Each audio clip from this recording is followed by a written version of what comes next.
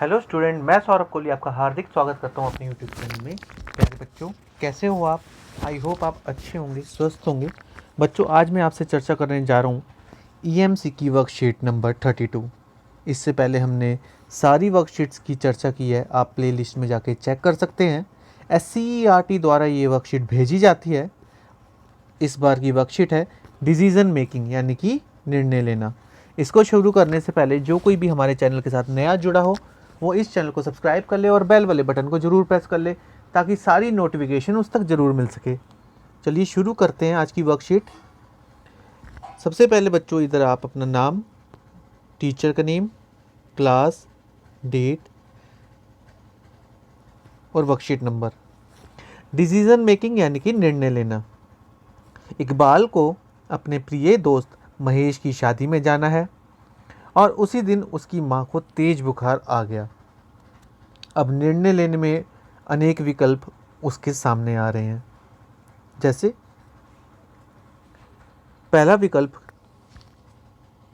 माँ को दवाई देकर थोड़ी देर के लिए चला जाता हूँ। मतलब दवाई दे देता हूँ, फिर थोड़ी देर बाद मैं चला जाऊँगा। दूसरा विकल्प क्या कहता है? ऑप्शन नंबर 2, माँ के पास ही रहता हूँ, कहीं ज़्यादा तबीयत खराब हो गई तो। क्योंकि उसे साथ में ये भी चिंता थी, यहीं पास में रहता हूँ, कहीं ज़्यादा तबीयत खराब हो गई तो फिर और दिक्कत हो जाएगी।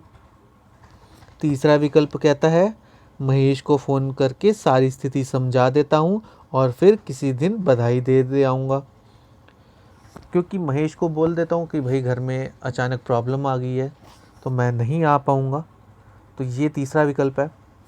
चौथा विकल्प, अपनी पड़ोसी को थोड़ी देर के लिए माँ के पास बुला लेता हूँ और जल्दी से सुबह ही महेश के घर बधाई दे आता हूँ। तो ये 4 विकल्प हमारे सामने प्रस्तुत हैं कि दवाई देकर आ जाता हूँ, या थोड़ी देर में चला जाता हूँ, तबीयत ख़राब होगी तो क्या होगा, पास ही रहता हूँ, महेश को फ़ोन करके सारी स्थिति समझा देता हूँ, अपनी पड़ोसी को थोड़ी देर के लिए माँ के पास बुला लेता हूँ और जल्दी से सुबह ही महेश के घर बधाई दे आता हूँ। आगे सोचने विचारने में लग जाता है, भाई क्या करूँ, कैसी स्थिति बढ़ गई। इकबाल ने विकल्प 4 का चुनाव किया। विकल्प 4 था, अपनी पड़ोसी को थोड़ी देर के लिए माँ के पास बुला लेता हूँ और जल्दी से सुबह ही महेश के घर बधाई दे आता हूँ। ऐसा करने से उसने अपने दोनों ही जीवन मूल्यों यानी कि दोस्ती निभाना और माता पिता की सेवा करने का सम्मान किया। यही नहीं, ऐसा करने से किसी भी दूसरे व्यक्ति पर भी कोई बुरा प्रभाव नहीं पड़ा। इकबाल अपने निर्णयों से खुश था। कितनी अच्छी बात है, सही डिसीजन लिया सही समय पर। निर्णय लेने के लिए उपलब्ध विकल्प थे। तो निर्णय लेने के लिए कौन कौन से उपलब्ध विकल्प थे?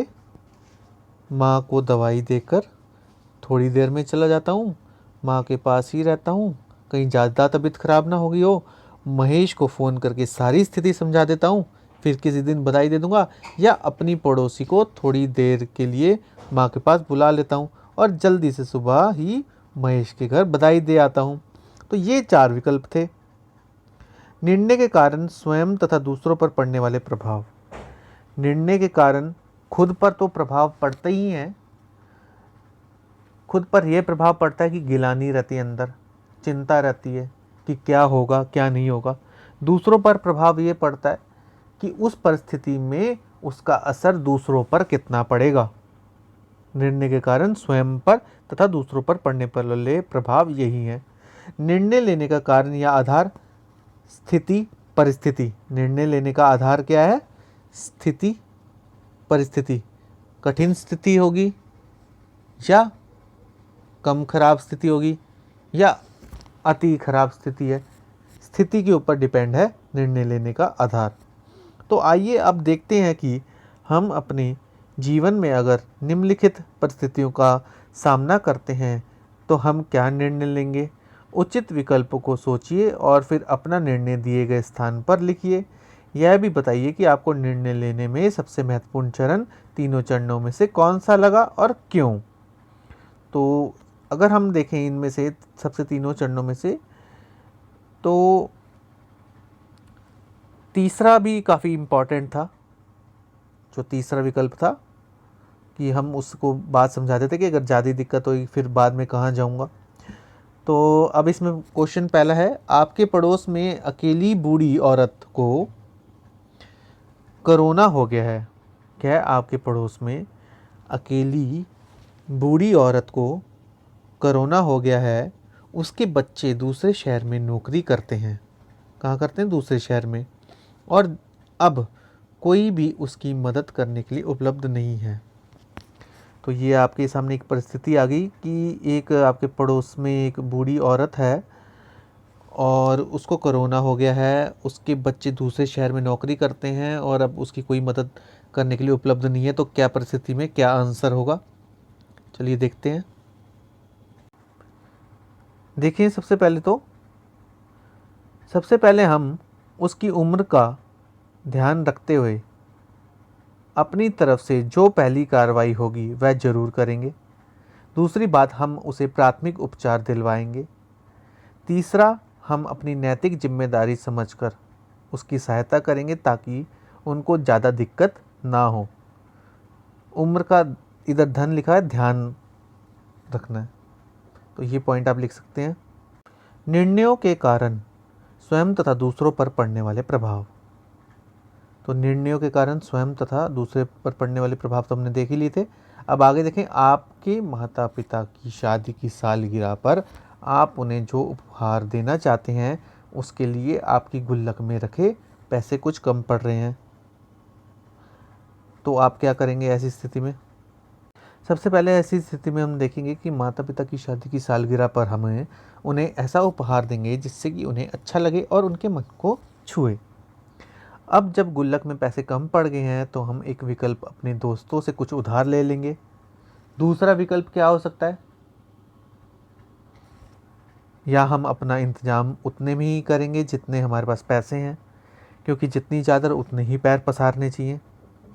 तो हम ये सब हमारे पास विकल्प है, उसको हम चुन सकते हैं। या तो उतने में ही सामान लेकर आएंगे, या अपने दोस्तों से उधार ले लेंगे, या दुकानदार को कह देंगे कि वो आपको हम बाद में दे देंगे। तो ये हमारे पास 3 विकल्प हो गए। अब तीसरा प्रश्न है, कोई अन्य परिस्थिति जिसका आपने सामना किया हो उसके बारे में भी लिख सकते हो। तो आप अपने तरीके से भी लिख सकते हैं, वरना हम आंसर तो आपको बता ही रहे हैं कि कोई अन्य परिस्थिति जिसका आपने सामना किया हो उसके बारे में भी आप लिख सकते हैं। चलिए देखते हैं। एक दिन हम विद्यालय साइकिल से जा रहे थे। रास्ते में साइकिल पंचर हो गई, लेकिन हमारे पास उतने भी पैसे नहीं थे। फिर पंचर वाले ने क्या किया? मतलब एक दिन जब हम विद्यालय साइकिल से जा रहे थे तो हमारी रास्ते में साइकिल पंचर हो गई, और तो हमारे पास पैसे नहीं थे कि हम उस पंचर को सही करवाएं। तो फिर हम सोचने लगे कि क्या करें, अब कैसे स्कूल जाएंगे। तो फिर क्योंकि पैसे हम जेब में घर से लेकर आए नहीं थे, तो ऐसी परिस्थिति में हमने क्या किया कि चलते चलते दुकानदार वाले ने कहा कोई नहीं, अभी पैसे नहीं है तो आप कल दे जाना। तो ऐसी परिस्थिति में लेट तो पहुँचे हम स्कूल, लेकिन काम बन गया, क्योंकि उस समय शंका थी कहाँ से लाएंगे पैसे या वापस घर चले। तो ये परिस्थिति हमारे सामने आई थी। तो बच्चों, इस प्रकार ये पूरा हमारा जो ईएमसी की प्रक्रिया है वो ख़त्म होती है। आप इस चैनल के साथ जुड़े रहें, इसे लाइक शेयर एंड सब्सक्राइब करना बिल्कुल ना भूलें। प्लेलिस्ट ज़रूर देख लें, जिसने पुरानी अभी ईएमसी की वर्कशीट नहीं की है तो वो भी देख लें। तो अभी के लिए धन्यवाद, गुड बाय।